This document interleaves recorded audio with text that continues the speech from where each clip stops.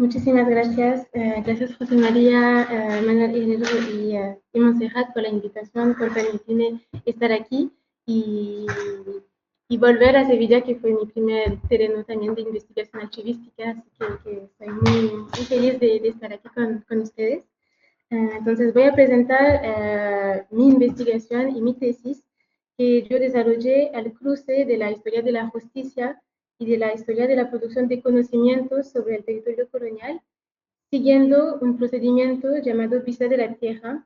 justamente en una zona de confines, de frontera militar y jurisdiccional del Imperio Hispánico en el norte de los Andes, lo que hoy en día corresponde al suroccidente de Colombia. Básicamente, solo para definirlo de manera breve y después volveremos a eso, pero esta visa de la tierra se puede definir como un proceso itinerante supervisado por las sedes de las reales audiencias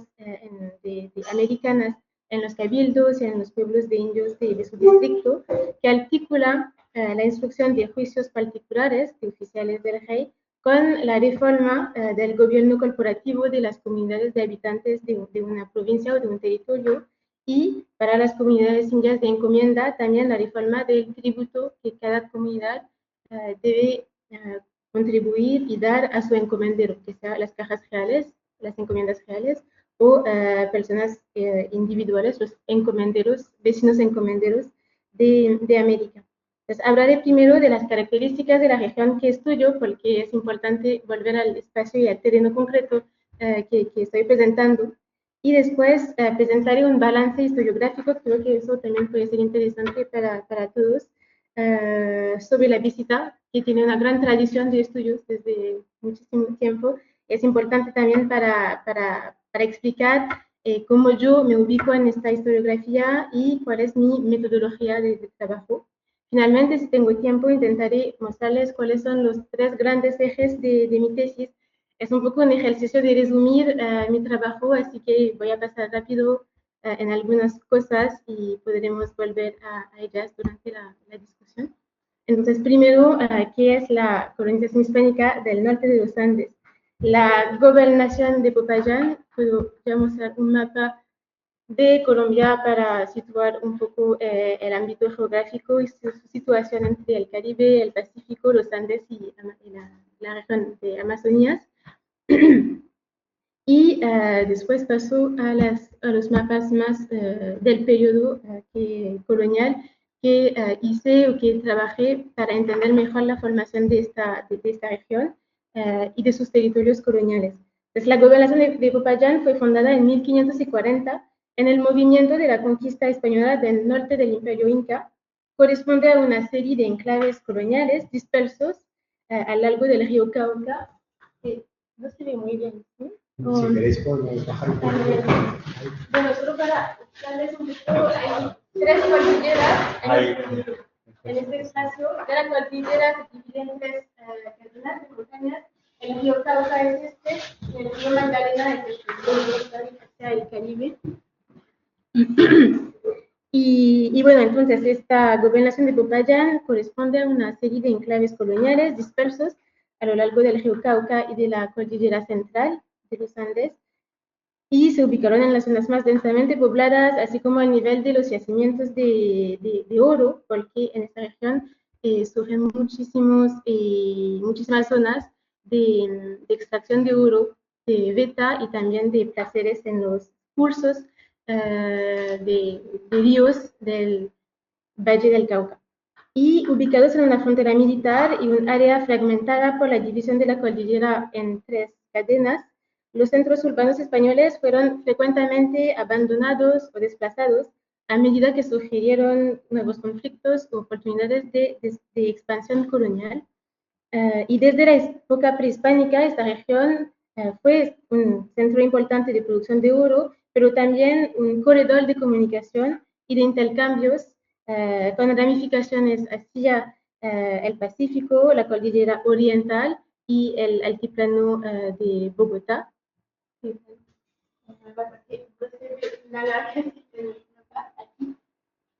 La capital del nuevo reino de Granada y la costa del Caribe. Sus sociedades políticas antes de la conquista no estaban ni integradas al imperio inca y ni tampoco a la autoridad de las autoridades muiscas del altiplano de Bogotá, y se caracterizaban por una gran fragmentación política y una diversidad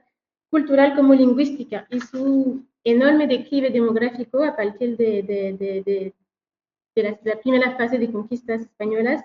con la existencia también de territorios indígenas que se mantuvieron fuera del dominio colonial hispánico, condicionaron unas formas de asentamiento, de empresas productivas y de comunicación que articulaban varios sistemas de trabajo forzado. Las poblaciones conquistadas, sometidas y reconocidas en comunidades, integraban el régimen de la encomienda. Pero también los colonos explotaban una mano de obra dependiente o esclava de origen autóctono y africano, participando de la economía de la trata transatlántica y al comercio de esclavos indígenas cautivos de las guerras que se desplegaron en la región, porque en todo el periodo que estudio se siguen practicando, pues hay varias fronteras militares y no entro en los detalles, pero es algo que es fundamental para entender la dinámica de población, la economía también y la política de esta región. Por eso, desde la década de 1540 y a lo largo de su integración al sistema imperial hispánico, la configuración de esta gobernación se puede analizar si tomamos una expresión de Tamar El-Sok, pero también a los trabajos de Darío Barrera, como un archipiélago de islas de poblamiento, unidas por unas infraestructuras muy precarias de transporte, terrestre como fluvial, lo que no ven los nombres de los pueblos, pero sí ven un poco un tentativo de mostrar cuáles eran las rutas principales que se utilizaban para desplazarse en esta zona de montañas. Sí, no sé si se puede, solo para ver los nombres, son los que conocen un poco la región, es un poco mejor. Y bueno, eso. Y esta organización de los establecimientos coloniales organizados en torno a la explotación y a la comercialización del oro extraído de las montañas y de los valles, explican también su situación intermedia entre el Virreinato del Perú, el Nuevo Reino de Granada y el Istmo de Panamá. Era tanto una periferia, entonces, bastante remota de las capitales de los virreinatos americanos, México y Lima, pero también una vía crucial de comunicación. Y este nudo de articulación de las economías del norte de los Andes constituye el terreno de despliegue competitivo entre jurisdicciones de varias autoridades coloniales, civiles como eclesiásticas. Aquí les muestro un mapa de las fronteras de jurisdicción entre las diócesis y las reales audiencias. En esta gobernación hay dos sedes de audiencias grandes, Quito aquí y Santa Fe de Bogotá aquí, y esos dos tribunales a partir de los años 1560 entran en competición, en competencia en varias partes de la gobernación, y hay una frontera, una delimitación de los distritos de cada audiencia que se sitúa más o menos al norte de Buga, entre Cartago y Buga, aquí. Pero eso no quiere decir que no haya varios conflictos de jurisdicción. Después tienen un poco más al sur las fronteras de las diócesis de Quito y de Popayán, porque también hay dos territorios de obispados que se despliegan en esta región, con una frontera, un límite que está al norte de la parroquia de Pasto, aquí. Entonces, solo para explicarles un poco la dinámica de formación de estas jurisdicciones superiores, tanto de audiencias como de obispados. Y ya creo que con esto puedo pasar un poco a la presentación de los tipos de visitas de la tierra que estudio. Lo único que es importante recordar gracias a estos mapas es que yo voy a tratar de las visitas organizadas desde las sedes de las reales audiencias, entonces se acuerdan de Bogotá y de Quito en el Valle del Cauca y la Cordillera Central. Entonces, la visita, para definirla de manera general primero, es un juicio inquisitorial, lo que quiere decir que se organiza a la discreción de un juez visitador alrededor de la búsqueda aleatoria de culpas y de delitos, sin que una acusación formal sea necesaria para desplegar este juicio. De origen medieval y eclesiástico, este mecanismo fue adoptado a varias escalas y sobre varios asuntos como un instrumento de gobierno y de reforma en las corporaciones y las repúblicas de habitantes de las sociedades cristianas de antiguo régimen, tanto en Europa como en los espacios de su expansión imperial y colonial.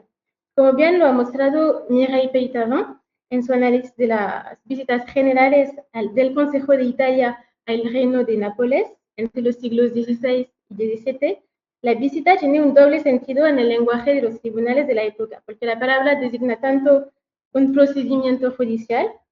pero también designa en el lenguaje de los escribanos, de los jueces, de los oficiales de los tribunales, la recopilación de las transcripciones de sus autos, sus encuestas y sus sentencias, organizadas en un informe archivado bajo la supervisión normalmente del escribano que fue encargado de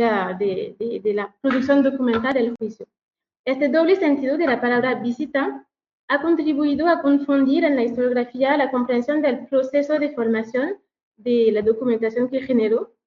y también de las operaciones concretas de su desarrollo, permitido con el cruce con otras fuentes que no son la visita como archivo. Así, desde finales del siglo XIX, y en una gran diversidad de corrientes historiográficos, pero no solamente en historia, la verdad, también la visita de la tierra hispanoamericana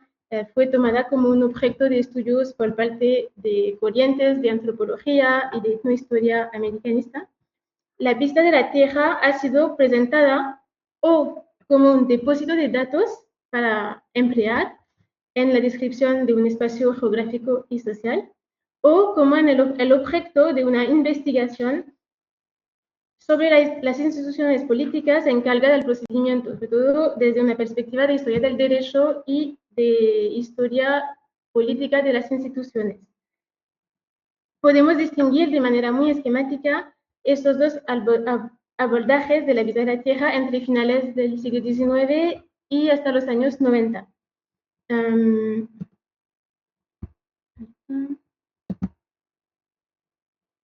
Entonces, primero, su estudio como una fuente de información demográfica y etnográfica sobre las poblaciones indígenas visitadas.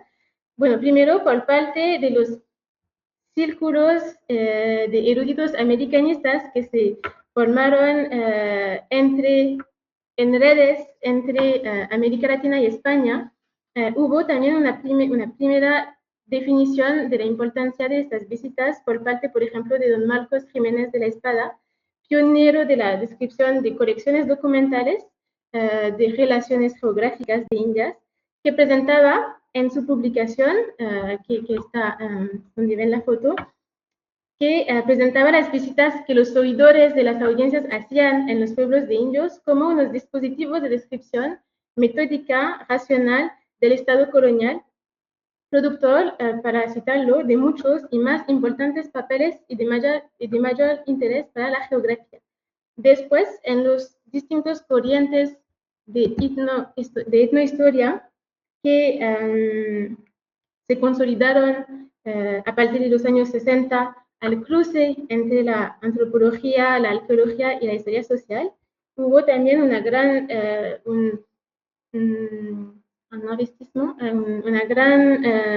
un abordaje particular de estas visitas, en los cuales para la región andina jugó un papel fundamental John Murat, antropólogo y arqueólogo de formación y también uno de los pioneros del corriente de la etnohistoria andina. Este investigador con instituciones tales como el Institute of Andean Studies o el Instituto de Estudios Peruanos jugaron un papel importante en la publicación de dos grandes colecciones de transcripciones de los informes de las primeras visitas a encomiendas en las provincias de Chupito y Huánuco de los años 60, 62 y 67. Entonces ven las fechas de las publicaciones y sus lugares para para ver un poco en qué periodo fueron publicadas estas colecciones, pero jugaron un papel importante en el estudio y el uso de las fuentes de las visitas para extraer información sobre los espacios sociales y geográficos visitados por los oidores o los jueces delegados por los oidores. Desde una otra tradición, una tradición de historia del derecho indiano, las visitas de inspección tanto en los altos tribunales de la corona como en otros cuerpos de oficiales han sido descritas como unas herramientas de poder político de la monarquía que se emplearon en la construcción de su aparato de gobierno en los espacios de su expansión imperial y colonial, tanto en Europa como en América y también en Asia. Esta tradición ha elaborado una tipología de los procesos de visita a partir sobre todo de la legislación de los consejos reales. Su enfoque ha considerado el mecanismo de la visita sobre todo desde los órganos centrales de la corona y ha intentado evaluar su eficacia según su capacidad para imponer en un determinado espacio geográfico y social la aplicación de las normas escritas promulgadas por los reyes. Era una visión bastante estatal del derecho, o por lo menos una visión que se centraba en un corpus de fuentes bastante limitado y que era sobre todo la legislación por cédulas y las compilaciones de legislación promulgadas por los consejos del rey. En este ámbito, es sobre todo la visita general a una audiencia que ha concentrado la atención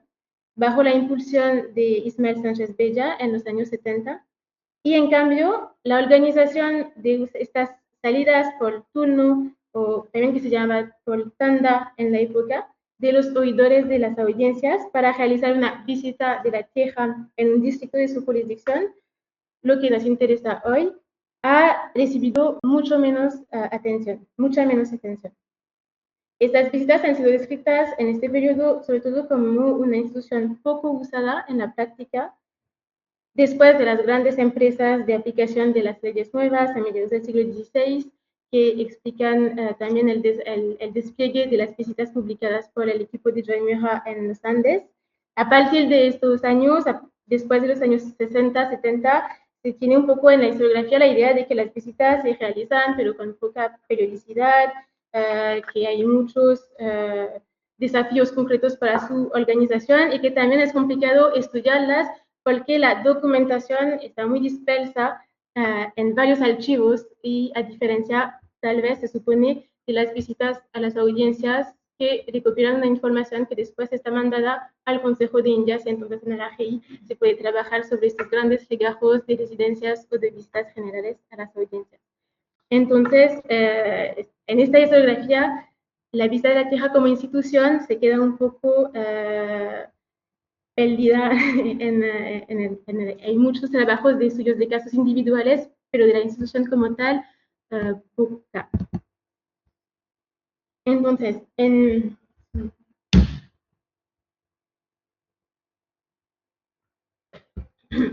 mi tesis intenté profundizar la comprensión del juicio de la visita de la tierra, tomando como observatorio la gobernación de Popayán desde su fundación hasta los años 30 del siglo XVII. La problemática principal ha sido entender cómo este proceso, que se convierte en una institución permanente para la reforma de las corporaciones locales de una provincia, emplea y codifica un conjunto de prácticas de conocimiento sobre la demografía, la geografía y la historia natural de los territorios en proceso de colonización. Se trató entonces de restituir las condiciones concretas de los desplazamientos de los jueces de visita, así y de todo su equipo administrativo también, de escribanos, alguaciles, intérpretes y otros oficiales que acompañaban el desplazamiento. Entender también cuáles eran las incertidumbres y los desafíos de su desarrollo concreto en el norte de los Andes. Si recuerdan un poco los mapas que les presenté, entienden las complejidades que podían tener los equipos de visitas de la tierra para ir de ciudad a ciudad y después en cada municipio o espacio jurisdiccional de un establecimiento español visitar el área rural y los pueblos de indios, los sitios de reales de minas, estancias y haciendas. Entonces quise entrar un poco en los detalles y las prácticas concretas de estos desplazamientos y sus operaciones de encuestas como la formación de sus decisiones, de la promulgación de las decisiones y del archivo y de la inscripción documental de las sentencias de los jueces. Se trató de hacer una encuesta sobre la encuesta, o de una investigación sobre las investigaciones de las visitas, a partir de sus actores, de sus espacios y de sus procedimientos, articulando así una historia social, una historia política y una historia de los saberes sobre el territorio en una situación colonial de antiguo régimen, intentando guardar esta definición para también permitir comparaciones. Privilegié un enfoque que diría yo pragmático a partir de 8 estudios de caso, que son las 8 visitas de la tierra que fueron desplegadas directamente o que fueron conducidas directamente por un oidor de Santa Fe o de Quito. Así se podía rastrear sus formas de recopilar información, de producir normas jurídicas a la escala de la localidad de habitantes y pero eso ya lo dije, y ver cuáles eran sus maneras de reconocer, de definir, de delimitar, de representar y de dar cuenta de los territorios inspeccionados. En el tiempo que me queda, que creo que son unos 15 minutos, voy solamente a darles un panorama global de los 3 ejes de mi tesis, que en francés me gusta resumirlo como la mise en place, la mise en œuvre y la mise en forme, o sea, la institucionalización, la organización y el proceso de archivo de las visitas.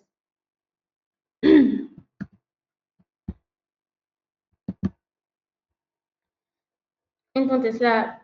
para dar un poco también de entendimiento de la cronología y de la evolución de esta práctica, es siempre muy importante volver al periodo de formación de una política imperial para organizar una reforma de la encomienda en los territorios americanos de la corona. Entonces es importante volver a la empresa de las leyes nuevas de los años 40, 42 y 43, porque estas ordenanzas fueron el resultado de una gran empresa de reforma en situación de crisis de la legitimidad de la conquista española en las Indias Occidentales y de crisis también de las modalidades concretas de colonización de estos espacios. En este sentido, no entro en los detalles, aunque tal vez tenga una citación. Bueno, eso es para después. Solo para, no entrando en los detalles, pero solo para presentarles un poco el sentido de algunas de las normas de estas nuevas leyes. Planeaban la organización de tasaciones de tributos en los distritos de cada audiencia americana para definir la tasación justa que se podía pedir a cada comunidad india en beneficio de su encomendero y del cura de su doctrina, según el número de sus habitantes, su situación geográfica, según el clima, la calidad del suelo, el relieve, también según las costumbres de cada tierra y de cada comunidad, y según también sus recursos económicos, lo que se denominaba como los frutos naturales e industriales de cada comunidad. Según estas leyes nuevas, el tributo de la encomienda solo podía ser justo si era inferior a lo que los indios pagaban antes de su conquista y de su conversión al catolicismo, y debía resultar de un consenso establecido localmente a partir de las posibilidades de los tributarios, según su calidad, su medio físico también de vivencia y según sus posibilidades económicas en el momento preciso en el cual se realizaba la tasación. Para implementar esta reforma en el Valle del Rifo del Cauca, la audiencia de Santa Fe, que en este momento de aplicación de las leyes nuevas era la única audiencia antes de que hayan dos, la audiencia de Santa Fe, el obispo de Popayán y los cabildos de españoles de la región entraron en un conflicto largo de jurisdicción de casi 10 años, desplegando visitas pastorales y civiles contrapuestas y en una lógica que muestra que el reto principal era para cada autoridad imponer un impuesto capaz de financiar su propia administración, que era muy precaria en este momento y que sigue siendo muy precaria, y mediante la captación del trabajo de los indígenas, fijando un tributo en servicios o en productos, en la minería de oro, en la producción agrícola y pastoral y en el transporte terrestre y fluvial. La primera visita general de la tierra que se organizó a finales de la década de 1550 por el oidor que es conocido, por eso cito su nombre, Tomás López Medel, fue acompañada de los obispos de los territorios visitados. Y fue un punto álgido en esta lucha de poder por la definición local del marco de la encomienda en la gobernación. Después de esta primera fase, entramos en un periodo en el cual hay dos audiencias en el territorio a partir de 1563 y estos dos tribunales compitieron para fiscalizar los recursos auríferos del Valle del Cauca, utilizando la visita de la tierra también como una visita a las cajas reales del Valle del Cauca y también utilizaron esta visita de la tierra para definir la extensión de su área de competencia y organizar lo que era muy importante en todo el periodo desde los años 60 hasta las primeras décadas del siglo XVII para supervisar las operaciones de conquista en la cordillera central y en las tierras bajas del Pacífico. Pero hay que tener en mente que siempre guardaron, los oidores siempre tuvieron que actuar en un contexto de pluralismo jurídico, lo que implica que hay una multitud de delegación de comisiones de visitas, que hay muchos conflictos también entre los gobernadores y los obispos para participar en esta operación de reforma. Entonces, es complicado definir cuántas visitas hay en la gobernación de Popayán para tasar los tributos y reformar los pueblos de españoles como de indios, porque lo que sí pude rastrear es una cronología y una definición de las visitas de las audiencias, sabiendo que muchísimas otras autoridades utilizaban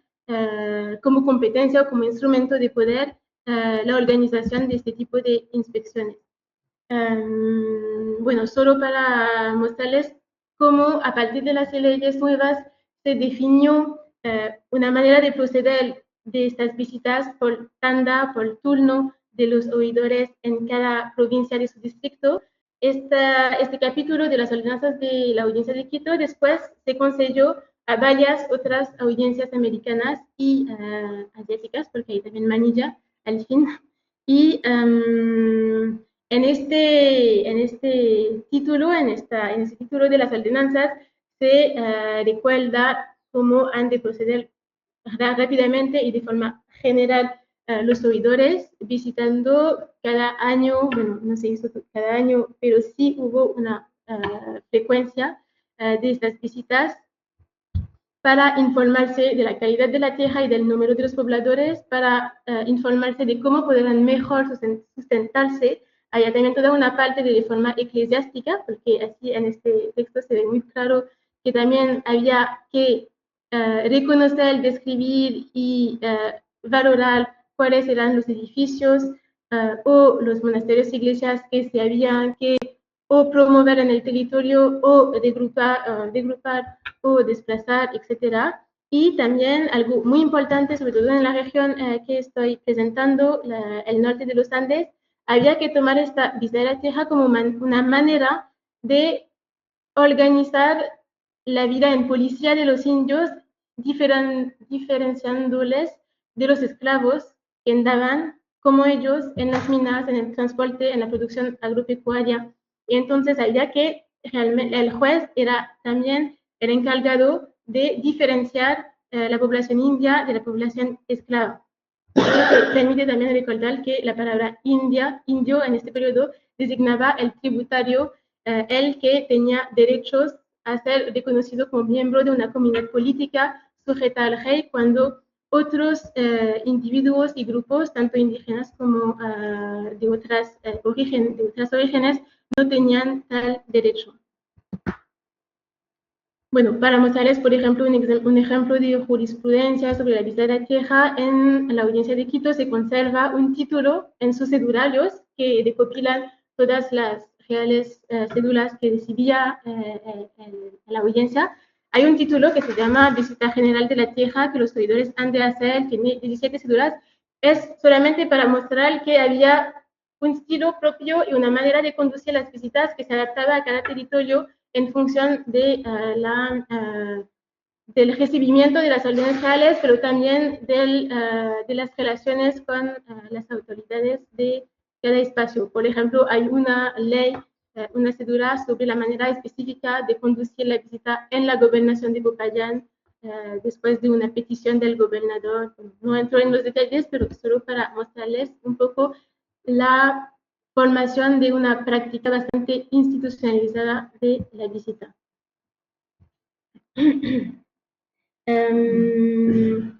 En mi tesis yo me enfoqué en 8 estudios de casos. Para los que conocen o que se interesan, no mencioné los archivos, pero sí los nombres de los oidores. Y hay algunos que son conocidos, ¿sí se ve? De Tomás López en los años, a finales de los años 50 hasta Antonio San Enrique en los años 30 del siglo XVII, 3 por parte de la Audiencia de Santa Fe y 5 desde la Audiencia de Quito. La primera fue la más importante en términos espaciales porque desde la Audiencia de Santa Fe, el juez visitador Tomás López empezó su visita desde el punto más lejos de su esfera de visita, Pasto, y después son solo etapas, no son los caminos que tomó, porque eso lo ven en el otro mapa, y finalizó en Calca. Entonces fue la primera más grande, y después hubo revisitas por parte de las dos audiencias.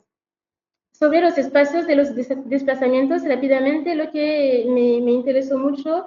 en esta comparación de las 8 visitas es ver que su trayectoria nunca fue aleatoria ni tampoco sistemática. La idea no era desplazarse en todo el territorio de la provincia o de la gobernación para ir en todos los pueblos de españoles y después hacer una investigación en cada sitio. La idea es más bien ver que desde cada audiencia, antes de que el juez fuera a hacer saliera de la sede para hacer su inspección, se mandaba, o sea, se definía una forma de proceder y también un sentido del trayecto que debía tomar. Los viajes siempre se adaptaban mucho a las condiciones locales y no seguían unas reglas formales de inspección. Permitían, en ese sentido, muchas delegaciones de las encuestas, tanto a clérigos de los territorios, también a los escribanos de las visitas o a los alguaciles e intérpretes. También había mucha forma de no respetar el procedimiento de la visita, tomando como excusa o como pretexto o como real bloqueaje el estado militar, la topografía, las condiciones climáticas y la practicabilidad de los caminos. Pero viendo a estas 8 visitas, se ve claramente que hay centros y periferias, tanto a la escala de la gobernación como a la escala de los espacios municipales, porque se ve que casi siempre desde una audiencia el juez tenía que empezar por el pueblo más lejos y después ir volviendo a la audiencia siguiendo los caminos que podía tomar para volver. Y en ese sentido, hubo una diferenciación un poco espacial. Yo veo que desde la Universidad de Santa Fe, por ejemplo, las visitas se centraron en el norte del Valle del Cauca, la cuenca baja entre Alma y Cartago, que para los que conocen esta región fue hasta inicios del siglo XVII un distrito minero muy importante de producción de oro y donde también se encontraba la caja real de Cartago. Y desde Quito se ve una diferenciación entre dos regiones, la región de la cordillera central, entre Pasto y Almaguer, donde hubo visitas que solamente visitaron las dos ciudades, que había un camino real que permitía viajar entre los dos, y una otra región que es el valle intermedio del Cauca, entre Buga y Popayán.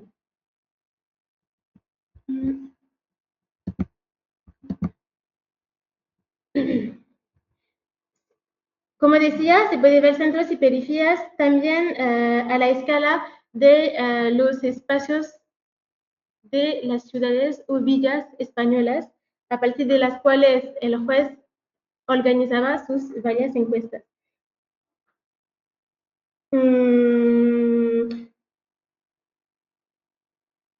Por ejemplo, aquí,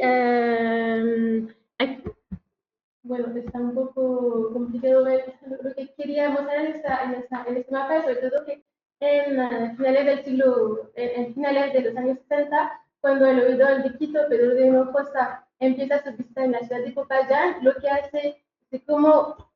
regresa a Quito y que está viendo desde Buga, empieza su visita por un pueblo de indios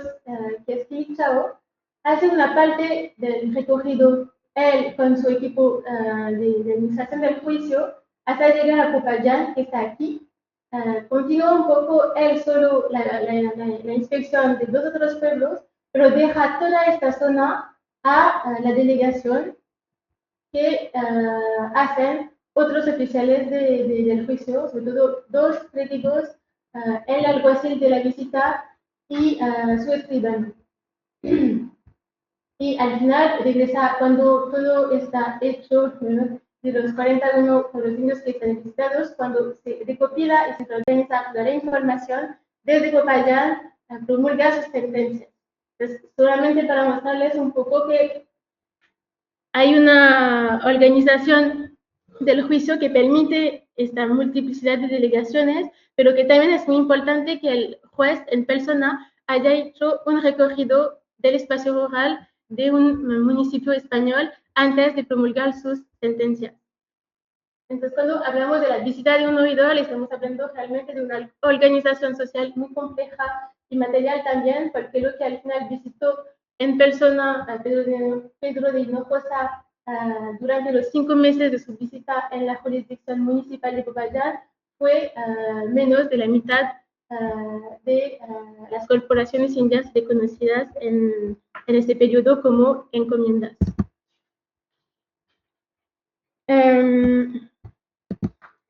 No entro ahora en detalles porque creo que me quedan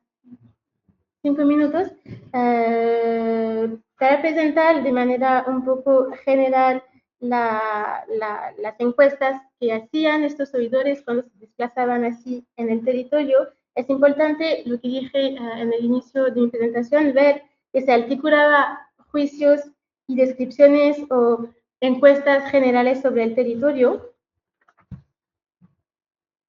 Y en este ámbito, la producción de una información sobre la demografía, la condición jurídica y los recursos de cada comunidad se variaba mucho según los tiempos y los lugares. No voy a presentar una cronología de una racionalización del procedimiento o de una acumulación de experiencias y de saberes concretos, económicos o demográficos que se empleaban en cada época y que se racionalizaba, porque no es lo que vi como resultado final de mi investigación, pero sí lo que vi es un esquema general que se respetó desde el siglo XVI hasta el siglo XVII y que son las 3 etapas claves de las tasaciones de tributos que se hacían cuando se desplazaba así de manera itinerante en los establecimientos, en los asientos de las comunidades de encomienda. Había una fase de numeración y de descripción de los indios tributarios. Eso es muy importante, guardar la diferencia entre la numeración y la descripción, porque se podía hacer una cuenta de tributarios, pero también se hacía desde los años 60 una lista nominativa de los miembros de cada encomienda, diferenciando su estatuto según su edad, su sexo, su estatuto matrimonial, etc. Había en esta misma fase de numeración una descripción de sus recursos, lo que se llamaba los frutos naturales e industriales, y que se hacía como una información judicial por interrogatorio a partir de un cuestionario y que, al cual contestaban sobre todo los miembros destacados de cada comunidad, los jefes, los intérpretes, lo que se llamaban los indios ladinos, y sobre todo ellos, pero había también hombres y mujeres del común que también declaraban las cosas o que se creaban en el territorio de la comunidad, o las cosas que obtenían gracias a la actividad comercial y artesanal. Al final de estas dos etapas,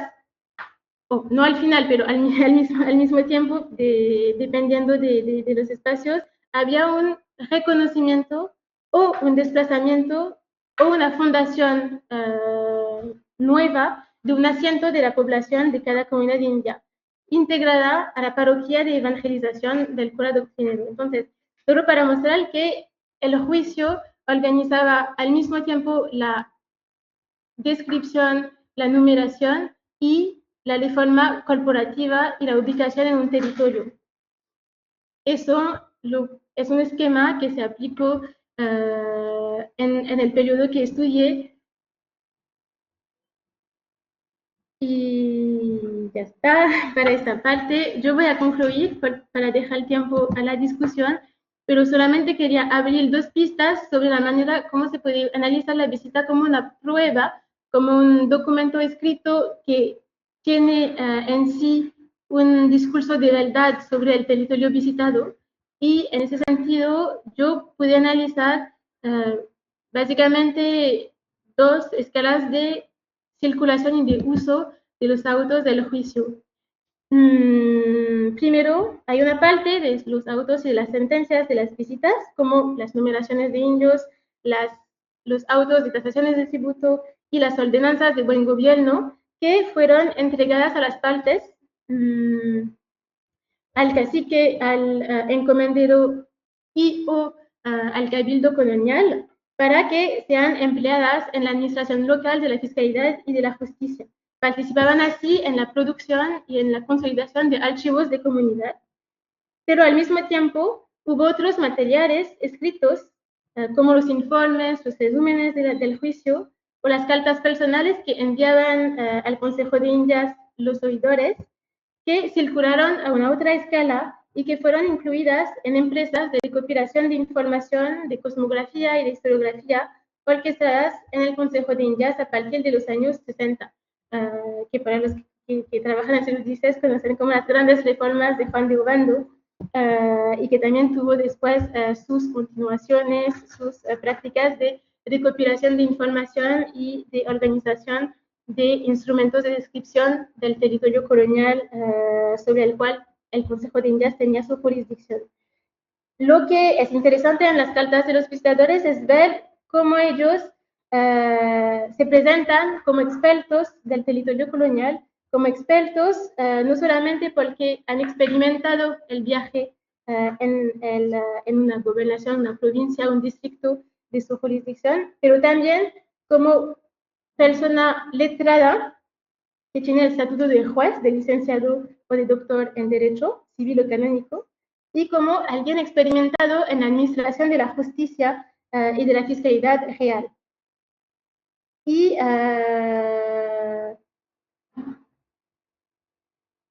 en sus cartas muestran cómo es la experiencia de la visita de la tierra. También participa o sea, les permiten tener un discurso de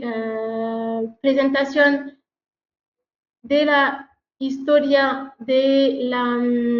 organización espacial, de la geografía y de la economía del territorio que hemos visitado y utilizan mucho estas cartas para proponer reformas de organización del territorio. Por ejemplo, es interesante ver que después de la primera Dictadura General de la Tierra de Tomás López Medel, fue el que aconsejó al Consejo de Indias de crear una nueva sede de audiencia en Quito, porque había experimentado la imposibilidad desde la audiencia de Santa Fe de gobernar el territorio del Valle del Cauca y de la Cordillera Central. Solo para mostrar un ejemplo que pudiera ser en todo el periodo de la utilización de la experiencia de la visita y del estatuto del juez visitador como un letrado en desplazamiento, en viaje en un territorio desconocido por parte de los consejos de Indias, de los consejeros de Indias, en la producción de un saber sobre estas regiones. Muchas gracias.